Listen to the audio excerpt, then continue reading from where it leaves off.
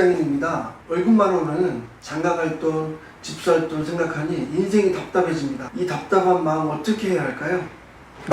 이제 참 요새 젊은이들 아주 이게 문제예요. 여자를 만나는데 내가 돈이 없으면 못 만나는 줄 알고 있는 거예요. 그건 아니라고. 여자들이 남자를 선택할 때 경제적으로 괜찮은 것은 어떤 면에서 일부분이에요. 일부분. 내가 첫째, 여자가 볼 때 저 남자에게 결혼해 가서 진솔하게 둘이가 행복하게 살 수 있을 것인가를 여자가 판단하는 거예요. 그 진솔하게 진실성이 있겠는가?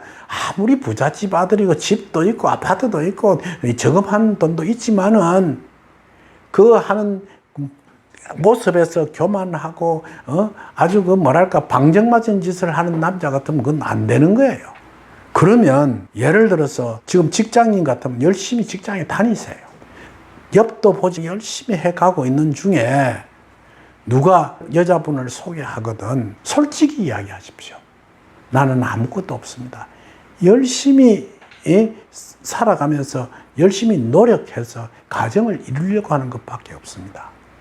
내하고 만일 결혼하게 되면 달새빵부터 시작하려니도 모릅니다. 그러나 제하고 결혼을 한다고 하면 나의 뜨거운 마음과 진실하게 가정을 이끌어가는데 최선을 다하겠습니다. 요게 재산이에요. 뭐 요새 젊은이들 이야기 들으니까 내가 버리는 돈 갖고는 집 살려고 하면 10년 동안 한 푼도 안 쓰고 모아야 집 살 수 있고 아기를 하나 놓고 결혼을 시키려면 그 고생을 이루 말할 수가 없는데 이런 식으로 그 텔레비전이나 미디어에서 이야기하는 걸 봤다고. 그렇지 않습니다. 집이라는 그거요. 달새빵이면 어떻습니까? 솔직히 그 남녀가 사랑한다고 하면 그 속에서 고생해가면서 조그마한 냄비밥을 해먹어가면서도 행복해질 수가 있는 거예요. 부모들은 그렇지 않지. 우리 귀한 딸을 저 아무것도 없는 놈한테 왜 시집을 보내? 제가 알고 있는 사람 중에 이런 사람이 하나 있었습니다. 우리 자식벌 되는 애인데 그러니까 조금 내가 형님 하는 사람의 아들인데 옛날에 뭘 한 줄 압니까? 월부 책 장사를 했어. 월부책이라고 옛날에 있어요. 요새는 그게 없어졌는데 우리가 학교 다닐 때만 해도 뭐 사서상경을 한 질 사면 한 질이 비싸니까 그걸 이제 팜프렛이나 이런 걸 갖고 와서 학생들한테 이거 사라고 하면 돈이 없지 않습니까? 그럼 그걸 월부로 10개월 월부에서 한 달에 얼마씩 떼주는 걸 하면 그런 장사를 하는 애가 연애를 했다고. 그래갖고 이제 우리가 결혼을 하려고 하는데 그 처갓집에서 난리가 난 거예요. 어디 남자가 없어 저런 남자한테 결혼하려고. 그래도 자식 이기는 부모가 없어가지고 결혼을 시켰어. 그때 그 친구가 뭘 했느냐 하면 그걸 그만두고 무슨 철공소에서 뭘 만드는 건 난 자세히 모르겠는데 그런 일을 좀 했어. 그러다가 IMF가 터진 거예요. 그러니까 그때는 막 지각 변동이 일어난 거예요. 그때 그 친구가 그 기술을 가지고 조그마한 철공소를 시작한다. 돈을 엄청 벌었어. 그러니까 그게 큰 회사를 만들고 결국은 그 여자 집에 있는 자기 처남 또는 처제 이 전부 다 데리고 와서 자기 회사에서 일을 하도록 만들어 놓고 장인 장모는 집 사줘가지고 자기 모시고 이런 걸 봤다고. 여러분 아셔야 될 게 돈이란 놈이 열심히 하는 사람에게는 언젠가 찬스가 옵니다.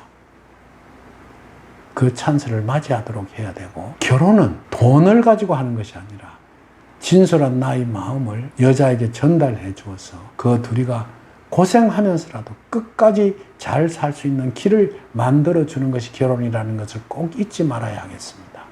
제발 우리나라의 어떤 미디어 즉 텔레비전이나 신문이나 이런 데서 요새 젊은이가 집을 살려고 하면 10년 동안 월급 한 푼도 안 쓰고 모아야 된다 그런 소리를 합니다. 이제 우리나라의 아파트가 어떻게 변하느냐 하면요. 지금 일본에는 아파트를 사라고 해도 젊은이들이 안 삽니다. 왜? 사놓으면 아파트 값이 자꾸 떨어지니까 가격이 분양받은 가격보다는 한 몇 년 살고 나면 3분의 1 가격으로 깎여버려요. 그걸 계산해가지고 걔들은요 달세를 살아요. 그러니까 집을 구하는 걸 그렇게 중요하게 안 여깁니다. 선진국에 가면. 우리나라는 남의 집에 살면 전세 살고 있으면 나가라 들어가라 하는 더러운 꼴도 보기 싫고 해서 내 집 살려고 하지만은 집의 정체가 이제는 많이 바뀌게 됩니다. 자, 보십시오. 지금은 뭐 모든 규제를 풀어가지고 집 사라고 국가에서 난리를 지깁니다. 그래가 집값이 조금 오르기도 하고 다시 또 떨어지기도 하고 이래가지고 지금 앞으로 거품이 많이 빠질 겁니다. 그런데 현재 경제학자들이 이야기가 있습니다. 중국도 우리나라처럼 이 부동산 문제가 터졌거든요. 뭐 홍다라든지 뭐 이런 것이 터져가지고 엉망이 됐는데 중국에서는 그 터진 회사에 그 부도를 내고 망해가는 회사에 돈을 안 대줍니다. 왜? 자연히 소멸시켜 버리려는 거예요.